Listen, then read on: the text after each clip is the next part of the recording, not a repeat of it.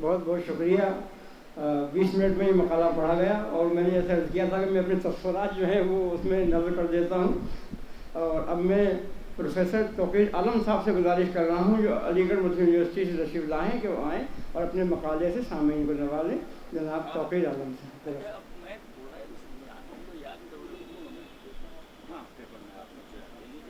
بسم اللہ الرحمن الرحیم. میرے مقالے کا موضوع ہے سید العلماء کی قرآنی خدمات تفسیر القرآن کا خصوصی مطالعہ. مقالہ 26 صفحات پر کمپوز شکل میں مشتمل ہے، لیکن ظاہر ہے میں سمجھتا ہوں کہ 1 گھنٹہ بھی کافی نہیں ہے. میں ذیلی عناوین پڑھتا ہوں اور چند اقتباسات اور اس کے بعد آخر میں 2 پیراگراف خلاصے کے طور پر آپ پہ نظر کرتا ہوں. قرآن فکر و فن کا عظیم ترین شاہکار، سید العلماء کی نابغہ روزگار شخصیت، قرآن مجید سے متعلق علامہ کی بقی خدمات، تحریف قرآن کی حقیقت، علامہ کی اہم تالیف، مقدمہ تفسیر قرآن ایک محتم بالشان کاوش، اور تفسیر القرآن سے متعلق تفسیر قرآن عظیم الشان کارنامہ. اور اس کے تحت میں نے تفسیر کے محرکات اور ان کے تفسیر کی خصوصیات بھی حوالہ کرتاس کرنے کی کوشش کی ہے. اور اس کے بعد میں آخر میں چند آیتوں کے پیش نظر مولانا کی مفسرانہ عظمت کو بے نقاب کرنے کی کوشش کی ہے. اور آخر میں خلاصہ ہے. پھر میں چند اقتباسات پہ تناوب کرتا ہوں.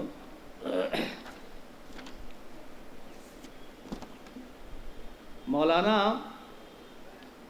مخالفین اسلام کے حملوں سے متعلق اور ہم لوگوں کو قرآن مجید سے متعلق کیا تعلق ہونا چاہیے اور کیا فریضہ ہمارا ہے، کیا انجام دینا چاہیے، ان کا پیراگراف میں اقتباس کوٹ کرتا ہوں. موجودہ زمانہ میں اسلام پر مخالفین کے حملے ہو رہے ہیں اور وہ چاروں طرف سے دشمنوں میں گھرا ہوا ہے. موقع کی نزاکت کو دیکھتے ہوئے ضرورت اس کی تھی کہ تمام مسلمان ہم آہنگ ہو کر مخالفین کے مقابلہ کے لیے ایک متحد محاذ جنگ پیش کرتے اور اپنے قوا اور ذرائع کو مجتمع حیثیت سے اسلامی مشترکہ اصول کی حمایت میں صرف کرتے ہوئے دشمنان اسلام کے حملوں کا دفعیہ کرتے. لیکن افسوس ہے کہ بعض افراد جو خود مسلمانوں کے اندر افتراق و اختلاف کی خلیج کو وسیع کرنا اپنے لیے بڑا کارنامہ سمجھتے ہیں، ہر روز ایسے مسائل معرض بحث میں لانا ضروری سمجھتے ہیں جن سے خواہ مخواہ اسلامی شیرازہ منتشر اور اتحاد اسلامی کی دیوار میں رکھنا پیدا ہو. یہ مولانا کی کتاب تحریف قرآن کا اقتباس تھا. اس کے بعد قرآن کی عظمت سے متعلق مولانا کی جو بعض اقتباسات ہیں وہ ان میں ایک اقتباس: گزر گئے انبیاء سلف اور مردہ ہو گئیں ان کی قومیں، اس لیے کہ ان کی بنیاد ایسے دلائل پر تھی جو وقتی طور پر انصاف کی شرط سے منکرین کے سر تسلیم کو خم کرانے کے لیے کافی تھے، لیکن ان میں دوام و استمرار کا جوہر نہ تھا، ان میں اتنا دم نہ تھا کہ وہ زمانے کی سیدھی رفتار میں اپنے وجود کو محفوظ رکھ سکیں. وہ ایک خاص وقت اور جزو زمانہ کے پابند تھے جو اس وقت کے منقضی ہونے پر خود بھی رخصت ہو گئے. پیغمبر اسلام ہی کی خصوصیت ہے کہ حضرت کی نبوت دنیا کے آخری دور تک ہر وقت زندہ ہے. حضرت کی نبوت اور رسالت کی بنیاد صرف ان وقتی معجزات پر نہ تھی جو اس زمانہ میں موجود ہونے والے اشخاصی کے سر تسلیم کو خم کرا سکتے، بلکہ حضرت کے دعوے کی بنیاد اس قرآن مجید پر ہے جو 1350 برس گزرنے کے بعد بھی اس وقت زندہ ہے اور دنیا کو حق و صداقت کی طرف دعوت دے رہا ہے. ایک اقتباس اور ہے مولانا کا اس سلسلے میں: دنیا تہی دست ہے جبکہ اس کے پاس قرآن کے مثل کوئی کتاب نہیں، لیکن مسلمان قرآن کی بدولت اس خزانہ عامرہ کے مالک ہیں جس کی نظیر صفحہ روزگار میں نہیں ملتی. تباہ ہو جائیں سابقہ اسلامی سلطنتیں اور مٹ جائے ان کا جاہ و جلال، لیکن جب تک مسلمانوں کے ہاتھوں میں قرآن موجود ہے وہ دنیا کی اقوام میں سربلندی کے مالک ہیں. حقانیت و صداقت کا علم ان کے سروں پر لہرا رہا ہے اور غیبی طاقت کا پرچم ان کے ساتھ ہوا میں اڑ رہا ہے. اس کی آیتوں میں وہ بے شبہ جوہر نظر آتے ہیں جو بڑے سے بڑے فلسفی کو اپنی حقانیت کے سامنے سر تسلیم خم کرنے پر مجبور کرتے ہیں. اس میں علوم و فنون کے وہ اسرار و دقائق مندرج ملتے ہیں جن کو سالہ سال کی تحقیق کے بعد معلوم کرنا سرمایہ افتخار سمجھا گیا ہے۔ اس میں ایسے اکتشافات کا بھی پتہ ہے جن سے دنیا قرآن مجید نازل ہونے کے 1300 برس بعد تک بھی بے خبر رہی، اور اب تحقیق و جستجو کے ہاتھوں نے پردہ ہٹا کر ان حقائق کو سامنے پیش کر دیا ہے۔ مقدمہ تفسیر قرآن پر ظاہر ہے 5-7 صفحات میں نے لکھے ہیں، اور میں مولانا ہی کے اقتباسات پڑھنے پر اکتفا کرتا ہوں، کوئی تبصرہ نہیں۔ آپ نے تمسک بالقرآن کی اہمیت اور اس کا تقاضا کیا ہے، اس پہ جو اقتباس مولانا کا ہے وہ بہت ہی قابل غور ہے، اور یقیناً فکر و نظر کے کچھ زاویے کھولتا ہے۔ مختلف پیرائے بیان میں خود قرآن مجید کے اندر قرآن مجید کی عظمت کی تصریحات سے یہ ظاہر ہوتا ہے کہ یقیناً وہ عام خلق خدا کو فائدہ پہنچانے کے لیے اتارا گیا ہے، اور دنیا کو اس کے مندرج مضامین پر غور کرنے، اس سے نتیجہ نکالنے اور اس پر عمل پیرا ہونے کی ہدایت ہے۔ یہ صرف بطور اوراد اور ادعیہ کے زبانوں سے تلاوت کر لینے اور بطور تعویذ و نقش کے گلے میں ڈال لینے اور بطور ایک محترم و مقدس چیز کے سر آنکھوں پر رکھ لینے اور بوسہ دے لینے کے لیے نازل نہیں ہوا ہے، بلکہ اس لیے ہے کہ اس کے مطالب و حقائق کا درس لیا جائے اور اس میں غور و خوض کیا جائے، نیز اس سے اپنی عملی زندگی کے لیے سبق حاصل کیے جائیں۔ یہی وہ چیز ہے جس کے معنی تمسک بالقرآن کے ہیں۔ لوگوں نے تمسک بالقرآن کے معنی نہ معلوم کیا سمجھ لیے، لیکن تمسک کے حقیقی معنی یہی ہیں کہ اپنی عملی زندگی میں اس کی ہدایات کی پابندی کی جائے اور کوئی قول و عمل اس کے خلاف اختیار نہ کیا جائے۔ تفسیر قرآن عظیم الشان کارنامہ ظاہر ہے، اس پہ میرا 12-13 صفحات اس پہ میں نے لکھے ہیں، اور اس میں تفسیر قرآن کی جو محرکات ہیں ان محرکات کو میں نے حوالہ ناظرین کیا ہے، اور مولانا کی تفسیر کی جو خصوصیات ہیں ان خصوصیات کو میں نے خلاصے میں ایک جملے میں اس کو لانے کی کوشش کی ہے۔ اور اس کے بعد جو مولانا نے بعض آیتوں کی تفسیر کی ہے، خاص طور پہ 3-4 آیتیں میں نے نقل کی ہیں یہاں، اور ان پہ جو مولانا کی جو ندرت ہے اور ان کا جو تفسیری مقام ہے ان کی روشنی میں متعین ہوتا ہے، اس کو میں نے گوشہ گزار کرنے کی کوشش کی ہے۔ مثال کے طور پر شفاعت سے متعلق جو آیت سورہ البقرہ میں ہے، وَاتَّقُوا يَوْمًا لَا تَجْزِي نَفْسٌ عَن نَفْسٍ شَيْئًا وَلَا يُقْبَلُ مِنْهَا عَدْلٌ وَلَا تَنفَعُهَا شَفَاعَةٌ وَلَا هُمْ يُنصَرُونَ۔ اس سے متعلق بہت مباحث ہیں، اور مختلف مقامات پر جو شفاعت سے متعلق آیتیں آئی ہیں مولانا نے ان کا استقصاء کیا ہے، اور اس کے بعد شفاعت سے متعلق جو بیلنس تصور جو پیش کیا ہے، ظاہر ہے یہ تصور کہ ہماری شفاعت ہو جائے گی اخلاق کی بنیاد پر یا اسلاف کی بنیاد پر، اس کی بنیاد پر جو ہے آدمی عمل سے بے نیاز ہو جاتا ہے، یا یہ تصور کہ اپنے اتنے گناہ کیے اب تو جہنمی ہو گئے ہیں اور مایوسی اور قنوطیت کا شکار ہو جاتا ہے۔ اس کے مابین جو مولانا نے جو تصور پیش کیا ہے میں وہ اقتباس آپ کے حوالے کرتا ہوں۔ بے شک اسلام میں بھی شفاعت کا عقیدہ ہے اور وہ قرآن سے بھی ثابت ہے، مگر اس میں اسرائیلی عقیدہ کی طرح نہ عمومیت ہے نہ اس طرح قطعیت، بلکہ وہ خاص اہل ایمان کے لیے خدا تعالیٰ کی اذن و رضا کے ساتھ مشروط ہوتے ہوئے مایوسیوں کی گھنگور گھٹا میں صرف ایک امید کی چمک دکھلا کر توجہ اللہ کو تازہ کرنے کا ذریعہ ہے۔ اس طرح نہ اس میں نجات پر اعتماد کلی ہے جس کے بعد اصلاح اعمال کی ضرورت ہی نہ ہو جو اسرائیلی عقیدہ کا لازمہ ہے، اور نہ یا سے کامل ہی ہے جس کے بعد گنہگار اپنے کو دوزخی سمجھ کر پھر اصلاح نفس کو بیکار ہی سمجھ لے، بلکہ اسلام کی تعلیم ان دونوں انتہاؤں کو چھوڑ کر بین ہے، اور یہی اس کا طرز امتیاز ہے۔ قل ان کنتم تحبون اللہ فاتبعونی یحببکم اللہ کے تحت یہ بہت سی باتیں وہاں لکھی ہیں اور بہت سی چیزیں واضح کی ہیں۔ ظاہر ہے کلمہ طیبہ کے یہ 2 اجزاء ہیں، لا الہ الا اللہ محمد رسول اللہ، اور ایک شخص کہے کہ میں لا الہ مانتا ہوں محمد رسول اللہ نہیں، اس لیے کہ محمد رسول اللہ بھی تو جو اللہ ہی کو مانتے تھے، یا ایک کوئی کہے کہ اللہ نے تو سند دے دی ہے وما ینطق عن الہوی ان ہو الا وحی یوحی، کہ محمد عربی خواہشات نفس سے کچھ نہیں بولتے، جو کچھ بولتے ہیں وہ جو اللہ تعالیٰ چاہتا ہے، جو اللہ کہتا ہے، تو ہم محمد عربی پر ایمان لاتے ہیں اور اللہ پر ایمان نہیں لاتے ہیں۔ یہ دونوں رائے غلط ہیں، دونوں افراد و تفرید پر ہیں، اور اس سلسلے میں سرمایہ کیا ہونا چاہیے؟ قرآن سے اگر اللہ سے اگر محبت ہے، قرآن مجید سے اگر محبت ہے تو اس کا تقاضا کیا ہونا چاہیے؟ مولانا نے کتنے خوبصورت انداز میں یہ لکھا ہے، یہ اقتباس حوالہ ناظرین میں کرتا ہوں۔ دنیا محبت میں اس سے بڑھ کر کیا بلندی ہوگی کہ مرکز اس رشتہ کا وہ ذات ہو جائے جو مرکز ہر خیر و کمال ہے، جو مرکز ہر خیر و کمال ہے، مگر محبت کا زبانی دعویٰ کافی نہیں ہے جب تک عمل اس کا گواہ نہ ہو، اور سب سے بڑھ کر محبت کا عملی تقاضا یہ ہے کہ جس سے محبت ہو انسان اس کی پسند کی باتوں کو پسند کرے اور ناپسند باتوں سے پرہیز کرے۔ اب جب بذات خود خدا ہمارے مشاہدے میں نہیں آ سکتا اور نہ ہم براہ راست اس کی پسند و ناپسند کو معلوم کر سکتے ہیں، لہذا اس کی پسند و ناپسند کا آئینہ اس ذات کا عمل ہو سکتا ہے جو اسے محبوب ہے، اور تمام کائنات میں محبوبیت الہی کے اعلیٰ نقطہ پر جو ذات تھی وہ حضرت ختم المرسلین محمد مصطفیٰ صلی اللہ علیہ وسلم کی ذات گرامی تھی۔ اس لیے محبت الہی کے دعوے داروں سے اتباع رسول کا مطالبہ ہوا۔ اور اس طرح کی بعض آیات ہیں، مثال کے طور پر ایک آیت وَلَا يَحْسَبَنَّ الَّذِينَ كَفَرُوا أَنَّمَا نُمْلِي لَهُمْ خَيْرٌ لِأَنفُسِهِمْ إِنَّمَا نُمْلِي لَهُمْ لِيَزْدَادُوا إِثْمًا کہ آج اس زمانے میں بھی جب نزول قرآن کا سلسلہ جاری تھا، بعض ایمان والوں کے اندر یہ خیال آتا تھا کہ ہم تو ایمان کے علمبردار ہیں، قرآن کے علمبردار ہیں، لیکن طاقت، شوکت، حشمت اور اقتدار جو ہے یہ کفار کو آج بھی یہ خیال کبھی کبھی آتا ہے، ذہنوں میں آتا ہے، اور یہ حقیقت ہے کہ ایمان والوں سے زیادہ وہ خوشحال ہیں، فارغ البال ہیں۔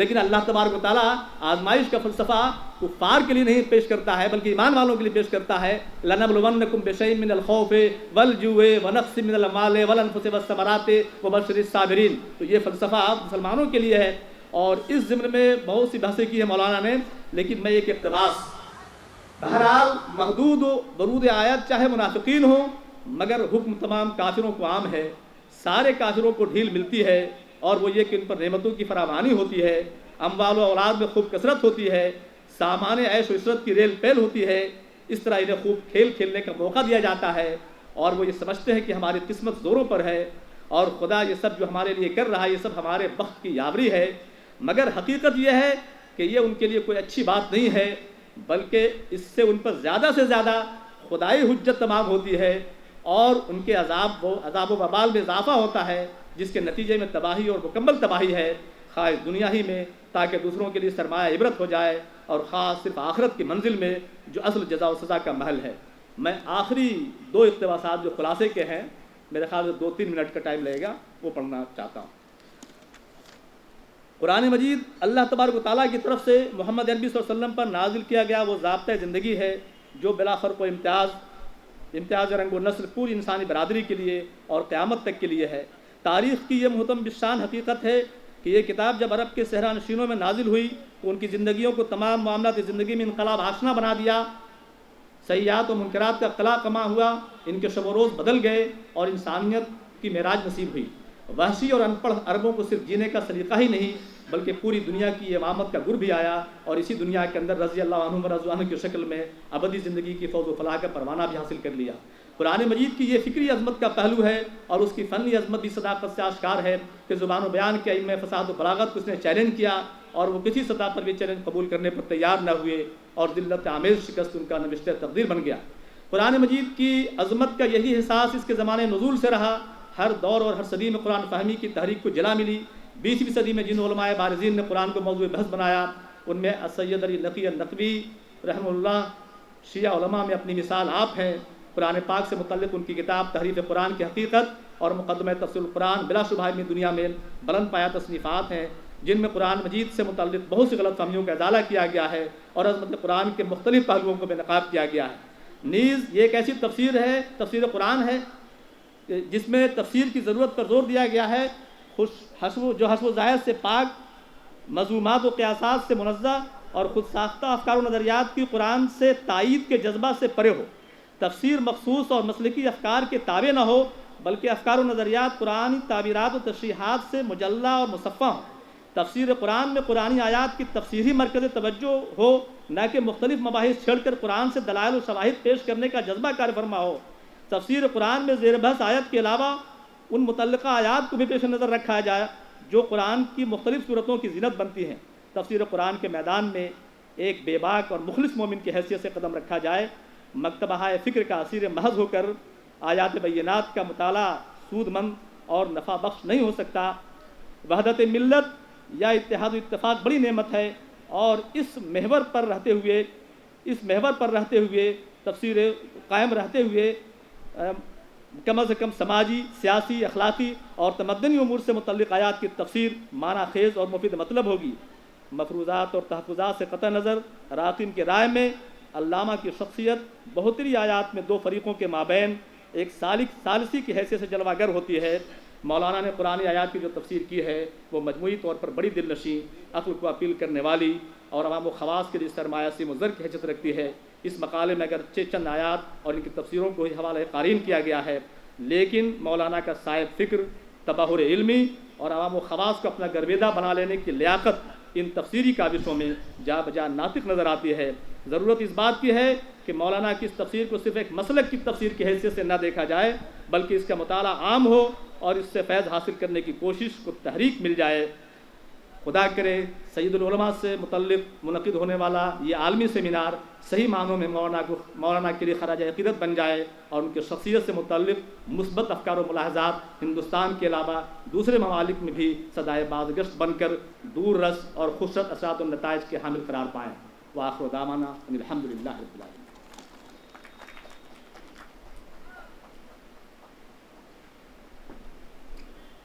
بہت بہت شکریہ پروفیسر توقیر عالم صاحب۔ جسے کہتے ہیں کہ کوزے میں سمندر کا سمانا، آپ نے اپنی تقریر، اپنے مقالے کے ذریعے یہ ثابت کیا کہ کس طریقے سے دریا کو کوزے میں سمایا جا سکتا ہے۔ اور بہت سے ازالے ایسے ہیں جو مولانا کے ذریعے سے سامنے آئے ہیں۔ مثلاً ایک بات بہت گردش کرتی ہے کہ شیعوں کے قرآن شریف میں 40 پارے ہوتے ہیں۔ اکثر یہ سوال اٹھتا ہے، ہم لوگوں سے کیا جاتا ہے، یا یہ جو تحریف قرآن کا معاملہ تھا، تو بہت سے ایسے دلائل کے ذریعے بات کو ختم کرنے کی کوشش کی گئی ہے تاکہ لوگ سمجھ لیں۔ ہمارے بہت سے پڑھے لکھے لوگ بھی ہم سے پوچھتے ہیں، ہماری یونیورسٹی کے بھی آپ کے یہاں 40 پارے ہوتے ہیں، ہم نے تو ابھی تک دیکھا ہی نہیں۔ خیر بہرحال ان سب چیزوں کا اگر ہم لوگ مل بیٹھ کے بیٹھتے ہیں تو خود بخود ازالہ ہو جاتا ہے۔ اب میں کشمیر سے آئے ہوئے سید رضا موسی صاحب سے گزارش کر رہا ہوں کہ وہ اپنے مقالے کے ذریعے سامعین کے اذہان کو محظوظ فرمائیں۔ جناب سید رضا موسی صاحب۔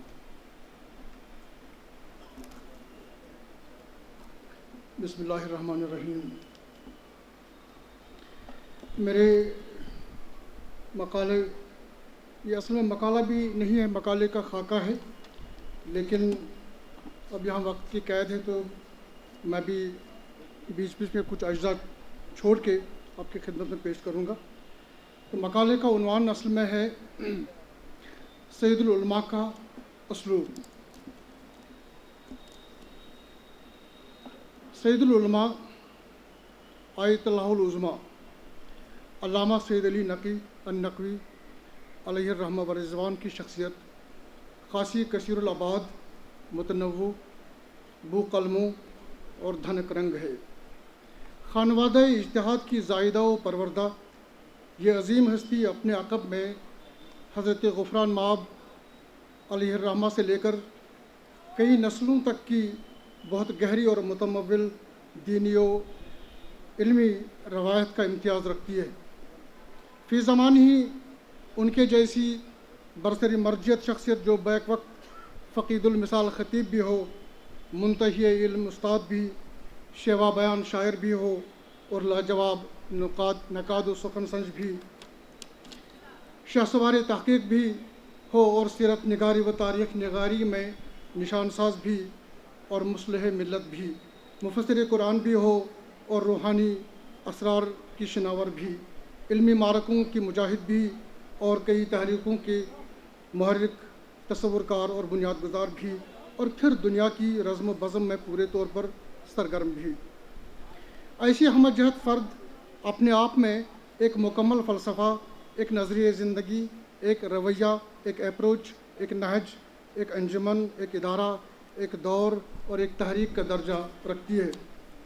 عہد حاضر میں اگر فی الحقیقت کسی شخصیت کو کلاسیکی کہا جا سکتا ہے تو وہ سید العلماء ہیں۔ موصوف کی علمی فتوحات اور معنوی فیوز اپنے زمانے سے بہت آگے کی چیزیں ہیں، جس کو سمجھنے کے لیے ہمیں اپنی ذہنی سطح کو بہت بلند کرنا ہوگا اور خود کو ایک بڑے فکری ماحول میں ڈھالنا ہوگا۔ عالمی اسلام بالخصوص شیعی دنیا کے اس عظیم عبقری کی طرف ہمارا علمی اشرافیہ ہنوز متوجہ نہیں ہے، اور اس سے بڑا المیہ ہمارے قومی شعور کا کیا ہو سکتا ہے۔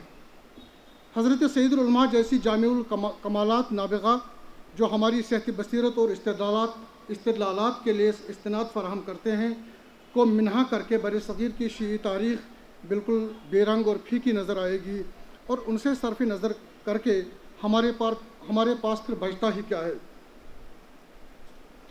راقم یہ معروضہ اس بحری دل کے ساتھ اس لیے پیش کر رہا ہے کہ اردو میں موجود مذہبی تحریروں اور خطبات و بیانات پر بر صغیر کی یونیورسٹیوں اور اکیڈمیوں میں مختلف عنوانات سے منضبط اور باقاعدہ تحقیقی، تنقیدی اور تجزیاتی کام سامنے لایا گیا اور پامال کاغذی پلندوں پر ایم فل اور ڈاکٹریٹ کی ڈگریاں تفویض کی جا رہی ہیں، مگر سید العلماء کی اردو نگاری، اسلوبی تحریر و بیان اور مجموعی فکری و لسانی خدمات پر میرے علم و اطلاع کی حد تک کوئی ٹھوس، جامع اور قرار واقعی کام انجام نہیں پا سکا۔ جستہ کچھ مضامین، مقالات اور تبصروں سے ہم اپنے اس محسن کا قرض نہیں اتار سکتے۔ ضرورت اس امر کی ہے کہ سید العلماء کی شخصیت اور علمی کارناموں پر ایک سیر حاصل خاکہ مرتب کر کے اس پر مطالعات علامہ کی بنیاد رکھی جائے۔ علامہ سعید علی نقی علیہ الرحمہ عربی، فارسی اور اردو تینوں زبانوں پر کمال دسترس رکھتے تھے۔ موصوف کی شعری طبیعت عربی زبان میں زیادہ کھلی اور انہوں نے اپنے عربی دیوان سے بہت پہلے اہل زبان عرب اساتذہ سخن کو متاثر کر دیا۔ سر دست ہم سید العلماء کی باقیات اردو، جو ان کی مستقل تصانیف اور خطبات و مواعظ پر مشتمل ہے، تک اپنے طالب علمانہ تاثرات کو محدود کر رہے ہیں۔ اس ضروری وضاحت کے ساتھ کہ یہ تحریر علامہ کے کلی مطالعے، ٹوٹل اسٹڈی سے مستنبط نہیں ہے، بدی سبب کی ہنوز ان کا سارا علمی سرمایہ اردو منصع شہود پر نہیں آیا ہے، اور جس قدر شائع ہو چکا ہے اس کا قابل لحاظ حصہ یہ مضمون لکھتے وقت میری دسترس میں نہیں ہے، لہٰذا یہ تاثراتی تحریر جزوی مطالعے پر مبنی سمجھنا چاہیے۔ اردو نگار اور اردو بیان سید العلماء کے منفرد طرز و اسلوب پر خامہ فرسائی سے قبل مناسب ہے کہ کچھ اسلوب سے متعلق عرض کیا جائے۔ اسلوب کی کوئی قطعی اور جامع تعریف مشکل ہے، تاہم افکار و خیالات اور احساس و جذبات کے دلنشین اور منفرد پیرائے اظہار کو اسلوب تصور کیا جاتا ہے۔ اسلوب یا طرز کو طریقہ، راستہ، روش اور ڈھنگ کے معنوں میں استعمال کیا جاتا ہے۔ فرانسیسی دانشور ڈاکٹر بوفان کے بقول اسلوب خود انسان ہے۔ یہ کہہ کر بوفان نے اسلوب کو مصنف کے تمام پیچ و خم اور رنگ و آہنگ مراد لیا ہے، جس میں اس مصنف کی انفرادیت اور جداگانگی کا تصور بھی شامل ہے۔ شعر و ادب میں اسلوب مصنف اور شاعر کے مخصوص انداز نگارش اور پائرۂ بیان کا وہ مجموعی نشان ہے جس سے وہ قبیلہ قلم میں الگ سے پہچانا جا سکتا ہو۔ بعض مفکرین اسلوب یا سٹائل کو مصنف کے ذہنی پرتو، افتاد طبع، تیور، مزاج، سرشت و نہاد اور مجموعی تمدنی تشخص سے تعبیر کرتے ہیں۔ الگ الگ انسانی طباع اور مزاجوں کے سبب ہی الگ الگ اسالیب اور پیرائے پیدا ہوتے ہیں۔ اسلوب میں مصنف کی انفرادیت بولتی ہے، اسلوب ہی سے شخصیت الفاظ سے چھن کر باہر آتی ہے، اسلوب ہی لکھنے اور بولنے والے کے ذہن اور مزاج کا پتہ دیتا ہے، اور اسلوب کے ذریعے ہی مصنف کی شخصیت کا عمل و اثر ظاہر ہوتا ہے۔ الفاظ کا جداگانہ انتخاب، مخصوص در و بست، نشست برخاست اور جملوں کے الگ ساختیہ سے مصنف کے اسلوب و طرز کا پتہ چلتا ہے۔ اتنا ہی نہیں، متن کے بین السطور آہنگ بھی اسلوب ہی کا حصہ ہے، گو کہ یہ اتنی نازک اور خالص موضوعی چیز ہے کہ بغیر بلند ذوقی کے اس کو پرکھنا بہت مشکل ہے۔ اسلوب چاہے نظم میں دیکھنا ہو یا نثر میں، بہرحال معاملہ ادب عالیہ سے ہی طے ہوگا، یعنی معمولی اور اوسط درجے کے لکھنے والے صاحب طرز محسوب ہو ہی نہیں سکتے، اور ان کی تحریریں سپاٹ بیان سے زیادہ کچھ نہیں۔ بڑے ادیب بھی سارے کے سارے اپنی وضع کے الگ لکھنے والے نہیں ہوتے، کیونکہ اس کے لیے صرف بڑی ادبی حیثیت کافی نہیں ہوتی، بلکہ صاحب اسلوب بننے کے لیے بھرپور علمی، ثقافتی اور معاشرتی شخصیت کا ہونا ضروری ہے۔ جبھی لکھنے والے کا ذہن اور پوری شخصیت اس کی تحریر میں گونجتی ہے۔ خواجہ احمد فاروقی نے لکھا تھا کہ غالب کے اسلوب کی نقل کے لیے اتنی ہی نکھری ہوئی انفرادیت اور گونجتی ہوئی شخصیت ضروری ہے۔ اب میں ڈائریکٹ حضرت سید العلماء کی متن کی طرف آتا ہوں۔ سید العلماء علیہ الرحمہ نے تکوین کے لمحے اول نیز نور مصطفیٰ اور انوار ائمہ کی تخلیق کی صورت گری میں سلاستی زبان اور امیجری کا جو نمونہ پیش کیا ہے وہ یقیناً تحسین طلب ہے۔ عدم سے وجود تک یا موضوع سے معروض تک کے یکایک عمل کے بیان میں الفاظ کے ذریعے جو سما کھینچا گیا ہے، اس میں سرد سناٹوں سے پھوٹنے والی جلوہ سامانیاں اپنی بہار خوب دکھا رہی ہیں۔ اس میں عالمی امکان کی سرگرمیاں حرکت اور رونق آنکھوں کے سامنے رقص کنا لگتی ہیں۔ قبل و تاریخ ماحول میں سے نمودار ہونے والی صبح ازل ارواح کی تخلیق اور پھر تمام ذی اختیار اور باشعور مخلوق کی بزم آرائی اور خالق و مخلوق کے درمیان طے پانے والے میثاق، اس سب صورتحال کو علامہ نے جس طرح سے بیان فرمایا ہے وہ ان کے اچھوتے احساس اور موضوع کے فہم کے ساتھ اظہار کے منفرد طرز سے ممکن ہوا ہے۔ سب سے بڑی بات یہ ہے کہ پڑھنے اور سننے والے کے جملہ حواس اس پورے منظر میں شامل ہو جاتے ہیں۔ تجریدات کا مرکب تیار کرنے میں انہیں کمال حاصل ہے۔ کچھ اقتباس: اللہ ہی اللہ تھی، اللہ ہی اللہ تھا اور کچھ نہ تھا۔ یہ حضرت علامہ کا اقتباس۔ اللہ ہی اللہ تھا اور کچھ نہ تھا، پھر اس کی مشیت کے اشارے سے ایک جوہر نور پیدا ہوا جس سے عدم کی ہمگیر ظلمت وجود کی صلاحیتوں سے جگمگا اٹھی۔ زمانہ نہیں تھا تاکہ وقت بتایا جا سکے کہ کب تک یہ عالم رہا۔ پھر عمومی طور پر ارواح کی پیدائش ہوئی جنہوں نے روشنی کے ساتھ ما سوی اللہ کے لیے زندگی کی ہوا چلائی۔ قیامت تک کی پیدا ہونے والی مخلوق آج اپنے ارادوں اور شعور کے جوہر سمیت جمع تھی، اور اس وقت خالق نے اپنی معرفت اور اطاعت کا اقرار کر لیا۔ اس سب نے اس کا عہد و پیمان باندھا۔ نہ کہنے والے کو خطاب میں زبان درکار تھی، نہ سننے والے کو کانوں کے احتیاج۔ وہ جسم و جسمانیت سے بری اور یہ بھی ابھی جسمیت سے بیلوس۔ اس سوال و جواب کا مضمون ہمارے سنانے کے لیے الفاظ کے قالب میں آیا تو الست بربکم کے سوال اور بلا کے جواب سے اس کا ماحصل معلوم ہوا۔ انکوٹ۔ سید العلماء کے اسلوب تحریر کے تجزیہ و تحلیل سے واضح ہو جاتا ہے کہ وہ اپنے الفاظ جہاں ضرورت ہوتی ہے معنی کی ترسیل اور مفہوم کے ابلاغ میں ایک پورا منظرنامہ تشکیل دے کر کیفیات کو بھی منتقل کرتے ہیں۔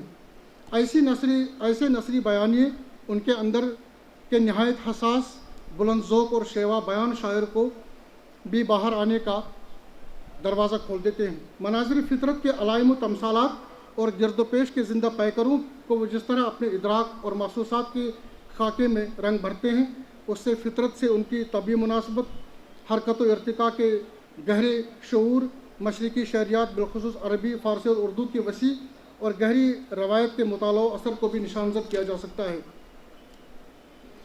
علامہ اردو کے مختلف اسالیب نثر سے بے خبر ہوں ایسا ہو ہی نہیں سکتا۔ وہ تمام طرح کے اسالیب برتنے پر قدرت رکھتے تھے، رنگین اور شگفتہ اسلوب بھی اختیار کرتے ہیں اور خالص روزمرہ میں بات کرنے میں بھی وہ دلچسپی رکھتے ہیں۔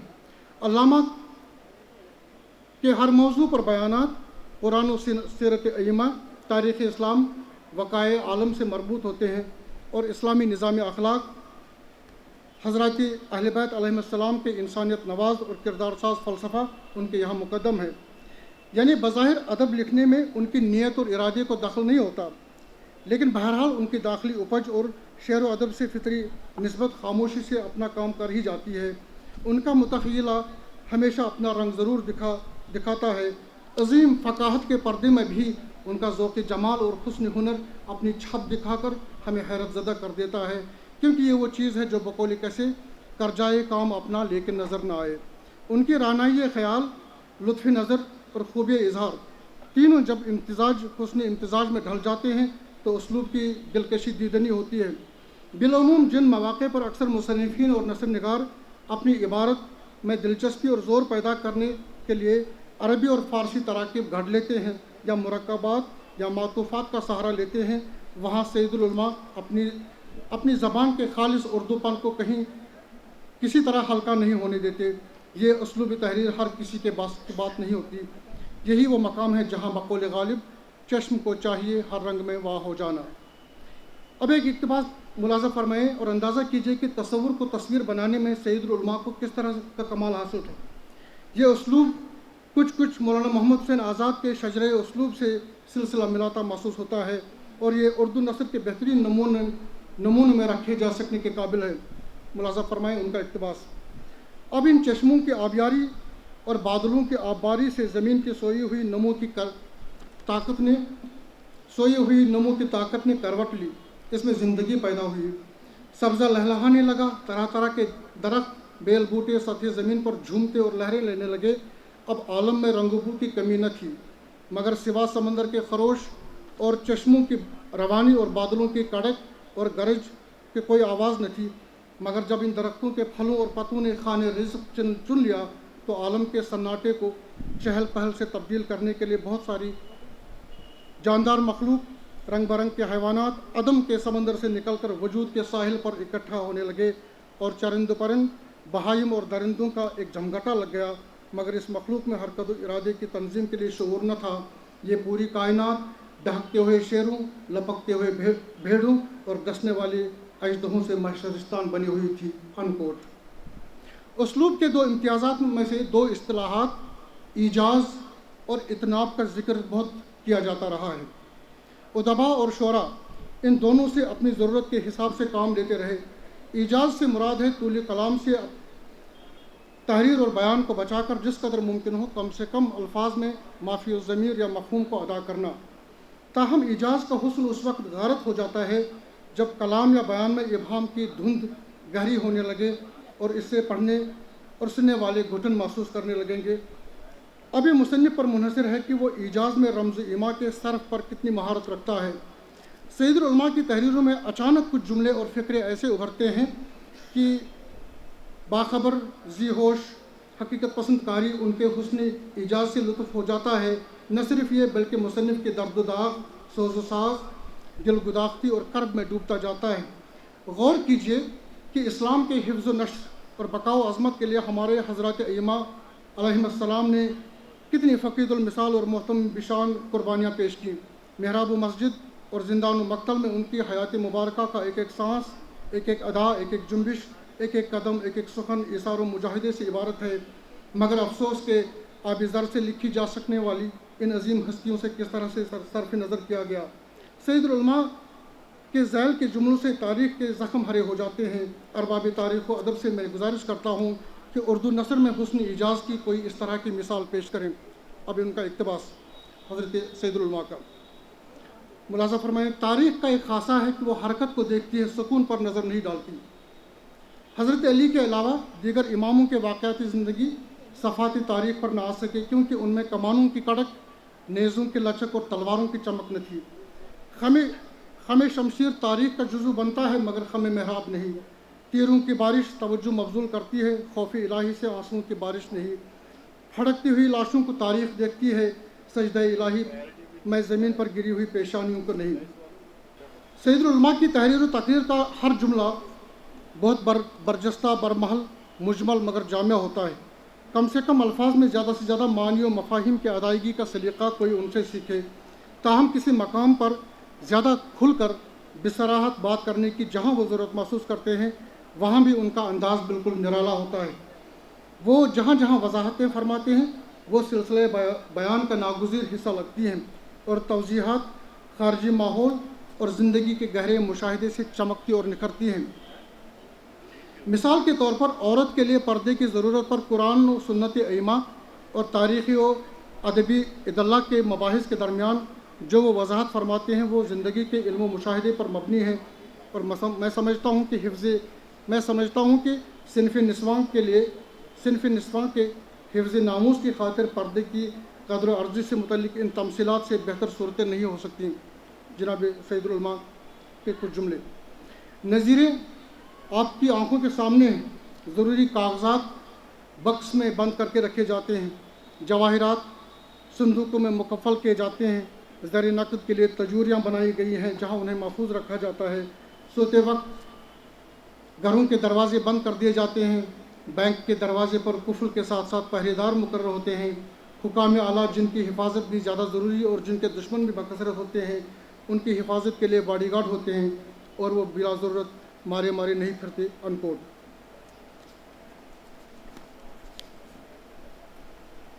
कहीं कहीं सैयदुल उलमा तशरीह मसाइल में शायराना किनाये से काम लेते हैं, लेकिन ये वहीं पर मिलता है जहाँ खालिस फ़क़ीहाना हैसियत अवामी मिजाज की तशरीह हो तवज़ीह को बर्दाश्त नहीं करती। ऐसे ही मौक़े पर खालिस तग़ज़ुल की लफ्ज़ियात का मुक़द्दर उनके मुबारक हाथों से जागता है। मैंने अर्ज़ किया कि सैयदुल उलमा की फ़क़ाहत कुछ चीज़ों के साफ़ वज़ाहत में हाइल होती है। وہاں وہ خالص اشتہاراتی اور تخلیقی زبان کا استعمال فرماتے ہیں۔ وہ جانتے ہیں کہ ان کے قلم اور زبان سے کس ماحول میں عوامی محاورہ اور روزمرہ کی زبان کا معاشرہ متحمل ہے اور کہاں نہیں۔ دیکھیے کہ اس فقیہ والا تبار کی زبان کا یہ انداز اور یہ اسلوب ملاحظہ۔ چہرہ تو حقیقت میں جمالی صورت کا مرکزی نقطہ ہے۔ چشم و ابرو اور خد و خال، ناوک نظر اور تیری مژگاں، تکلم، تبسم، اشارہ اور نگاہ، ہر کرشمے کے تعلق اسی جنتی نگاہ سے ہے۔ شاعروں کی اصطلاح میں سر کے بال چاہے دام اور زنجیر کا کام دیتے ہیں، مگر قاتل اور صیاد کا تعلق نگاہ ہی سے ہے۔ آگے سید العلماء کا اسلوب تحریر تو اردو کے ادب لطیف سے بھی کہیں کہیں ہم رنگ نظر آتا ہے، جو ان کے مزاج کے تنوع اور وسعت قلم کی دلیل ہے۔ ایک ہی تحریر اور ایک ہی صحبت کلام میں کئی طرح کے انداز اور پیرائے قاری اور سامع کے لیے دسترخوان پر چنی ہوئی ہفت الوان کی طرح خوش رنگ ذائقوں کا سامان بہم کرتے ہیں۔ سید العلماء نے اپنے آثار میں کئی جگہوں پر عربی، فارسی اور مستند اور اردو کے مستند شعراء اور اساتذہ سخن کے مصروں یا ان کے مفاہیم کو بہت عمدگی سے کھپا دیا ہے۔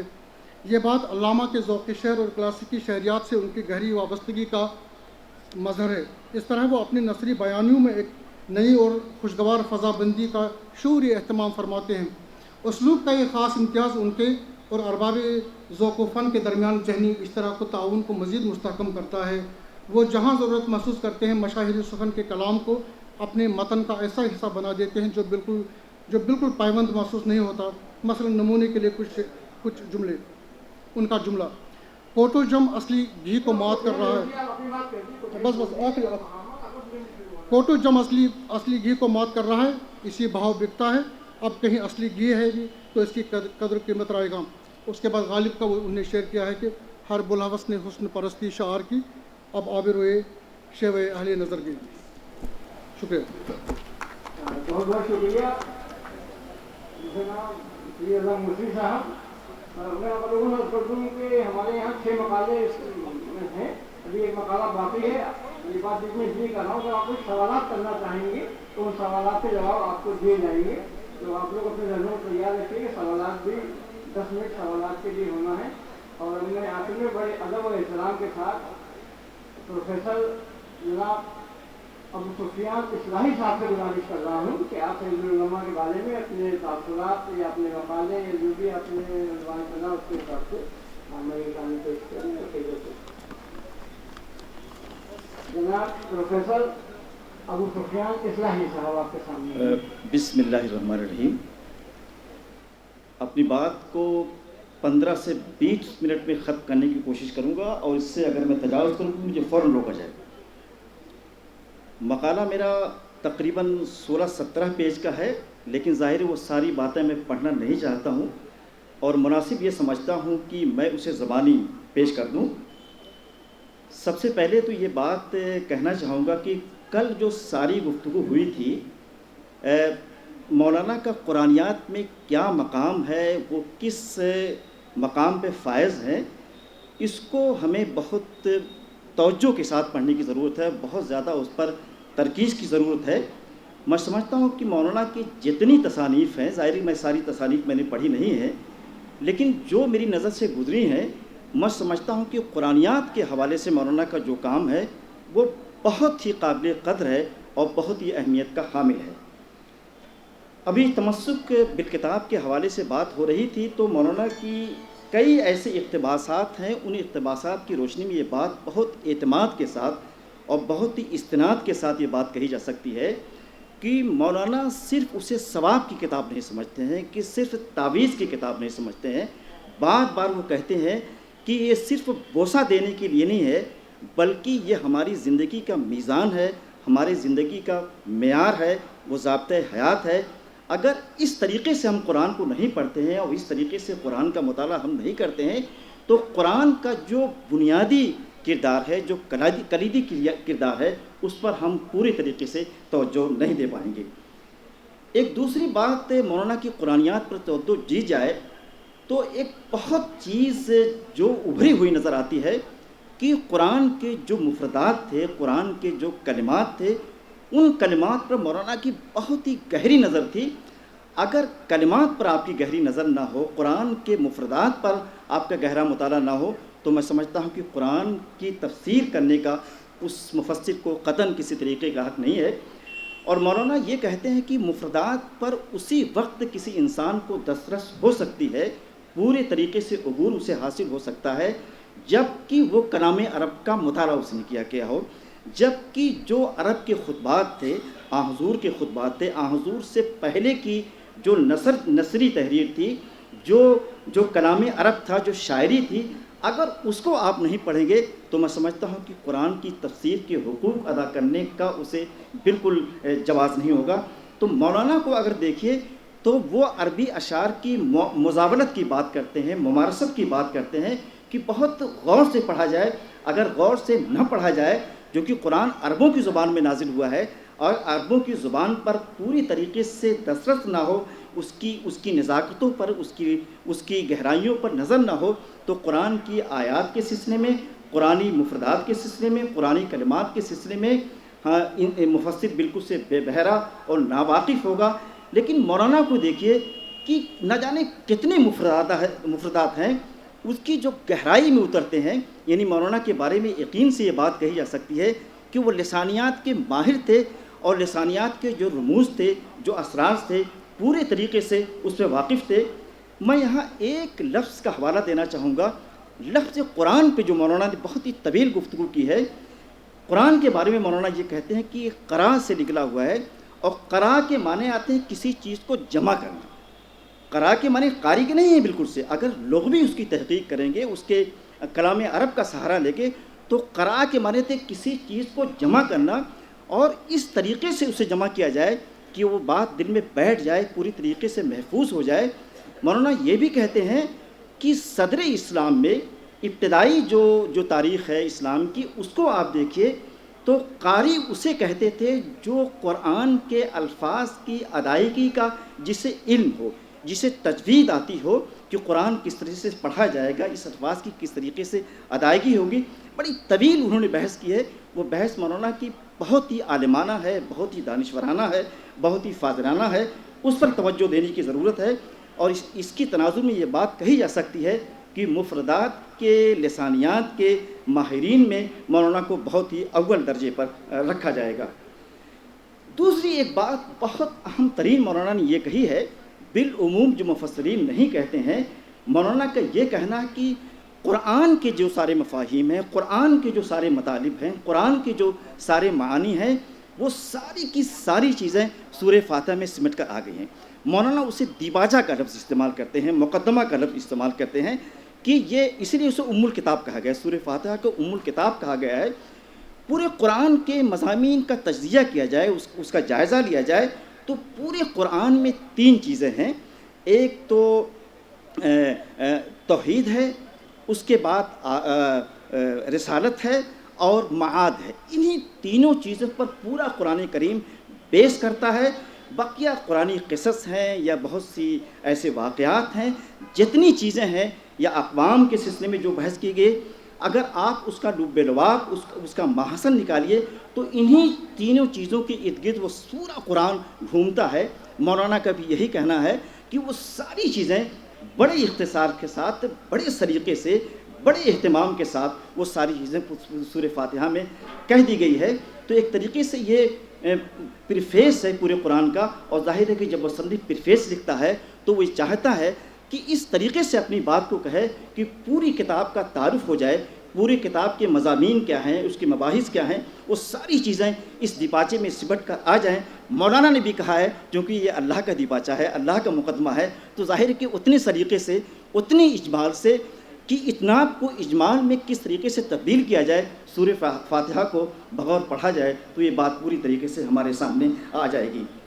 اور ایک بات، ابھی مفردات کی گفتگو ہو رہی تھی، عام طور سے مفسرین الحم کا ترجمہ تعریف کرتے ہیں، لیکن اردو کا جو رنگ ہے، اردو کا جو اسلوب ہے، اگر اس لحاظ سے دیکھیے تو تعریف اگر اس کا ترجمہ کیا جائے تو پوری طریقے سے الحم کی جو جامعیت ہے، اس میں وہ جو اس کا جو کمپریہنسو ہے، اسے ایک طریقے سے تعریف سے اس کی پوری طریقے سے نمائندگی نہیں ہوتی ہے۔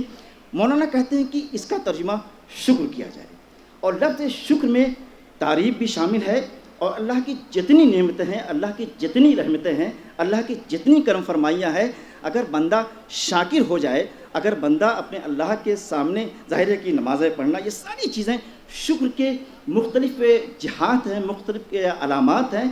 تو مولانا نے کہا کہ الحمد کا ترجمہ شکر کیا جائے، اور واقعتاً اگر اسے دیکھا جائے کہ الحمد کے بعد اینڈ تک دیکھا جائے تو شکر کے لفظ میں اتنی ہم آہنگی ہے، اتنی مماثلت پائی جاتی ہے کہ مولانا کا یہ کہنا بھی بہت ہی قابل قدر، اور یہ بات وہی کہہ سکتا ہے جس کو زبان پر عبور ہو، جسے عربی ادب کی گہرائیوں پر جس کی پوری طریقے سے دسترس ہو. ایک بات مولانا سے تھوڑا سے یہاں میں اختلاف کرنا چاہوں گا، چونکہ ظاہر ہے کہ سیمینار ہے تو مولانا سے اختلاف بھی کیا جا سکتا ہے، لیکن ان کی قد کو، ان کی وہ جو جلیل القدری ان کی ہے، ان کی اہمیت کبھی کسی ظاہر ہے کہ بڑے لوگوں ہی سے اختلاف کیا جا سکتا ہے. جو انسان چھوٹا ہوتا ہے، بہت ہی کہتر و کمتر ہوتا ہے، اس سے اختلاف کیا جائے گا. مولانا نے کہا یہ ہے کہ قرآن کو بے وضو چھوا نہیں جا سکتا ہے. یہ شیعہ علماء کرام بھی کہتے ہیں، بالعموم اکثر لوگوں کی رائے ہے، اور مومن اور سنی جو علماء کرام ہیں وہ بھی یہ کہتے ہیں. لیکن میرا یہ کہنا کہ بلکہ بہت سے دوسرے لوگوں کا یہ بھی کہنا ہے کہ جو قرآن کی جس آیت کو بنیاد بنایا جاتا ہے کہ لا یمسہ الا المطہرون، اگر نظم قرآن آپ کے سامنے ہو تو نظم قرآن کی روشنی میں اس آیت کی تفسیر کی جائے، اس آیت کی تعویل کی جائے، تشریح کی جائے، تو پورے طریقے سے یہ بات واضح ہو جاتی ہے کہ یہاں جو ہو ہے، لا یمسہ میں ہو جو ضمیر ہے، یہ قرآن کریم کی طرف نہیں پلٹتی ہے بلکہ یہ لوح محفوظ کی طرف پلٹتی ہے. اور المطہرون سے مراد یہاں پر فرشتے ہیں.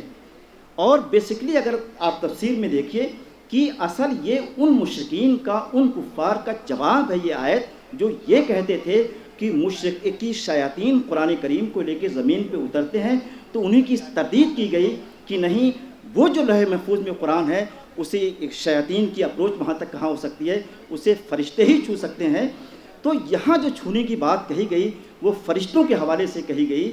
تو اس آیت سے استدلال کرنا میں سمجھتا ہوں کہ مناسب نہیں ہے. لیکن قرآن کا جو اعلیٰ مقام ہے، جو درجہ ہے، اس کا جتنا بھی احترام کیا جائے، جس طریقے سے بھی اس کے احترام کے سلسلے میں جو رویے بھی اپنائے جائیں وہ کم ہے. لیکن اگر کوئی بے وضو چھوتا ہے تو کوئی، میں سمجھتا ہوں کہ اتنا بڑا الزام نہیں ہے، اتنا بڑا کوئی مسئلہ نہیں ہے. اس سلسلے میں قاضی اطہر مبارک پوری صاحب کے ایک مضمون کا حوالہ دینا چاہوں گا. برہان میں بہت پہلے چھپا تھا. یہ مضمون بہت ہی علمی ہے، بہت ہی سلیقے سے لکھا گیا ہے. انہوں نے بھی اس میں یہی بات کہی گئی کہ قرآن کو بے وضو، ظاہر وضو تو کرنا ہی چاہیے، لیکن اگر کوئی چھوتا ہے تو کوئی ایسا مسئلہ نہیں ہے. اور اسی طریقے سے میں نے اور بھی بہت سے لوگوں کے حوالے میں نے دیے ہیں، اور میں نے یہ بھی اس میں لکھا ہے کہ صحابہ کرام قرآن کی کتابت اپنے زمانے میں، ظاہر ہے کہ کتابت کا مسئلہ بہت مسلمانوں میں اس زمانے میں عام نہیں تھا، تو نصرانی سے بھی، یہودیوں سے بھی، عیسائیوں سے بھی قرآن کی کتابت کرواتے تھے. اور آپ صلی اللہ علیہ وسلم نے ہرقل کے پاس جو خط لکھا تھا اس میں بسم اللہ الرحمن الرحیم اوپر ہی لکھا تھا. ظاہر ہے کہ ہرقل کو وضو کے بارے میں اور قرآن کے ان سارے چھونے کے مسائل میں اس کو بالکل علم نہیں تھا. تو ان ساری شواہد سے، ان ساری دلائل سے یہ بات سامنے آتی ہے کہ قرآن کو اگر کوئی بے وضو چھوتا ہے تو اسے بہت زیادہ لان دان کرنے کی ضرورت نہیں ہے. تو مولانا کے اس خیال سے میں سمجھتا ہوں کہ اگر اختلاف کیا جائے تو کوئی ایسا حرج نہیں ہے. اسی طریقے سے مولانا نے ایک بات اور کہی ہے اپنے مقدمہ میں کہ کفار و مشرکین کو قرآن ہدیہ نہیں کیا جا سکتا ہے. میں سمجھتا ہوں کہ یہ بات بھی کچھ بہت مناسب نہیں ہے. ظاہر ہے کہ قرآن جہاں یہ کہتا ہے ہدی للمتقین کی بات کہتا ہے، وہیں ہدی للناس کی بات کہتا ہے. تو ناس میں تو سارے لوگ آتے ہیں، ان کو ظاہر ہے کہ مشرکین بھی ہیں، کفار بھی ہیں، ہمارے برادران وطن بھی ہے. تو اگر ان کو آپ قرآن ہدیہ نہیں کریں گے تو اور ساری شرائط عائد کر گئے دیکھیں تو قرآن سے بھاگ جائے گا. تو میں سمجھتا ہوں کہ یہ بات بھی مولانا کی بہت خاص طور سے عصر حاضر میں مولانا کی اس بات سے قدرے ہم اختلاف کرتے ہوئے آگے بڑھیں گے. ایک بات ابھی تحریف قرآن کے حوالے سے یہ بات آئی تھی. میں نے تحریف قرآن، مولانا کی جو کتاب اس موضوع پر ہے، اس کو پورا میں نے حرفاً پڑھا ہے، اور اس مقدمے میں تحریف کے مسائل سے جو بحث کی اسے بھی میں نے دیکھا ہے. مولانا کی اس بحث کو دیکھنے کے بعد یہ کہا جا سکتا ہے کہ تحریف قرآن کے سلسلے میں جتنی امہات الکتب ہیں، جتنے ماخذ، چاہے ان کا تعلق شیعی مسلک سے ہو چاہے وہ سنی مسلک سے ہو، مولانا کی نگاہ میں میں نے پوری فہرست دی ہے ماخذ کی. یعنی اس کتاب کو مولانا کی کتنے وسیع نظر تھے، کتنے بڑے تناظر میں ان موضوعات کو دیکھتے تھے. ایسا نہیں جیسے کہ ہمارے زمانے میں ہے، ہم لوگ ہیں کہ 2-3 کتابیں پڑھتے ہیں اور پڑھ کے اسے مضمون لکھ سکتے ہیں. مولانا جس کو کہتے ہیں کہ پوری طریقے سے چیزوں کو ہضم کرتے تھے، پوری طریقے سے کہیں بھی ان کو لگتا تھا کہ یہاں یہ چیز مل سکتی ہے، وہاں یہ چیز مل سکتی ہے. تو مخطوطات کو بھی اور مطبوعات کو پڑھنے کے بعد یہ مولانا نے ثابت کیا ہے کہ قرآن بالکل غیر محرف ہے، اس میں کسی طریقے کی کوئی تحریف، کسی طریقے کی کوئی چینجنگ نہیں ہے. آپ نے یہ بات صحیح کہی تھی کہ عام طور سے جو ہمارے علماء شیعی ہیں یا علماء تشیع ہیں، ان کے بارے میں جو بات کہی جاتی ہے، شیعہ حضرات کے بارے میں جو بات کہی جاتی ہے، کوئی قرآن میں اضافے کے قائل ہیں، قرآن میں تحریف کے قائل ہیں. ہندوستان کا سب سے پہلے اور سب سے بڑا عالم جو علی گڑھ ہی کا فارغ ہے، مولانا فراہی نے لکھا ہے کہ شیعہ حضرات پر ایک طریقے سے الزام ہے، اور اس الزام کی جتنی بھی تنقید کی جائے، جتنا بھی اسے ہدف تنقید بنایا جائے وہ کم ہے. مولانا فراہی نے بہت واضح طریقے سے لکھا ہے کہ میں نے سارے شیعی علماء کرام کو پڑھا ہے، کوئی مجھے ایسا عالم نہیں ملتا جو قرآن میں کسی زیادتی کی بات کرتا ہو، قرآن میں کسی کمی کی بات کرتا ہو. یہ بات بھی میں نے اس میں کوٹ کر دی ہے خاص طور سے. اور ایک بات یہ ضرور کہنا چاہوں گا، میری بات بس 2-3 باتیں اور رہ گئی ہیں. ایک بات اور کہنا چاہوں گا کہ مولانا نے مقدمہ میں ایک بات یہ بھی لکھی ہے کہ آن حضور صلی اللہ علیہ وسلم کی وفات کے بعد جب قرآن جمع کیا جا رہا تھا تو اس میں صحابہ کرام سے ایک سورہ کی کچھ آیتیں دوسرے سورہ میں چلی گئی ہیں اور دوسرے سورہ کی آیتیں دوسرے سورتوں میں چلی گئی ہیں. میں سمجھتا ہوں کہ اس سے مولانا سے اتفاق کرنا میرے لیے ممکن نہیں ہوگا، چونکہ قرآن کی جو ترتیب ہے وہ نزولی نہیں ہے، قرآن کی جو ترتیب ہے وہ توقیفی ترتیب ہے، اور یہ وہی ترتیب ہے جو لوح محفوظ میں ہے. میں قرآن کی آیت پڑھنا چاہوں گا، فَإِذَا قَرَأْنَاهُ فَاتَّبِعْ قُرْآنَهُ. یعنی گویا اللہ کے رسول کو قرآن پڑھایا گیا تھا ایک خاص ترتیب کے ساتھ، اور پھر ان سے یہ کہا گیا تھا کہ اسی ترتیب کو وہ فالو کریں، اسی کے مطابق وہ پڑھیں. تو چاہے قرآن کی ترتیب ہو، یہ ساری چیزیں بالکل من جانب اللہ ہوئی تھیں، اور حضرت جبرائیل نے 2 بار جو ہمارے سامنے قرآن ہے پڑھ کے سنایا تھا. تو اس مولانا کی اس خیال سے بھی اتفاق کرنا کچھ بہت مناسب سے نہیں لگتا. اور بخاری کی ایک حدیث ہے، وہ بھی میں یہاں پہ کوٹ کرنا چاہوں گا کہ ایک اسطوانۃ المصحف کے نام سے ہے کہ اللہ کے رسول کے زمانے میں بھی قرآن بین الدفتین ہو گیا تھا، اور مسجد نبوی میں ایک کھمبے کے پاس، ایک پلر کے پاس وہ رکھا رہتا تھا، باقاعدہ یہی جو جس شکل میں ہے. خود مولانا نے کہا کہ یہ وہی قرآن ہے جو حضرت علی کے ہاتھ میں تھا. انہوں نے کہا اس میں کچھ حواشی سے ضرور حضرت علی نے لگایا، علیہ السلام نے رضی اللہ تعالیٰ عنہ نے لگایا تھا، لیکن اس کا حوالہ بنیاد بنا کے مولانا نے کہا کہ لیکن چینج کسی طریقے کے نہیں ہے، وہی ہے جو بالکل اس کے مطابق ہے جو حضرت علی رضی اللہ تعالیٰ عنہ کے ہاتھ میں قرآن کریم تھا جسے اس نے جمع کیا تھا. لیکن یہ چیز تھوڑا سے کچھ اس پر قرآن پہ حرف آتا ہے جمع قرآن کے سلسلے میں. تو جمع قرآن حضور صلی اللہ علیہ وسلم کی وفات سے پہلے پوری طریقے سے جمع ہو گیا تھا. اور آخری ایک بات یہ کہنا چاہوں گا کہ مولانا نے 2 باتیں جو کہی ہیں، ایک اسباب نزول کے حوالے سے. ہمارے مفسرین اسباب نزول پر اتنا کنسیڈریشن ان کا ہوتا ہے، اتنی توجہ ہوتی ہے کہ قرآن کا جو دائمی مفہوم ہے، اس کا جو ابدی پیغام ہے، اس سے بالکل صرف نظر ہو جاتے ہیں. مولانا نے سخت تنقید کی ہے کہ اسباب نزول پر بہت زیادہ توجہ دینے سے قرآن کا بنیادی جو پیغام ہے، قرآن جو کہنا چاہتا ہے، اس سے ہماری نگاہیں ہٹ جاتی ہیں. یہ بات بھی مولانا کی بڑی قابل قدر ہے، بڑی قابل تعریف، قابل ستائش ہے. اور ایک بات اور انہوں نے تردید کی ہے کہ قرآن کے جو 7 حروف پر نازل ہونے کی بات کہی جا رہی ہے، اس حدیث کے بارے میں انہوں نے کلام کیا ہے.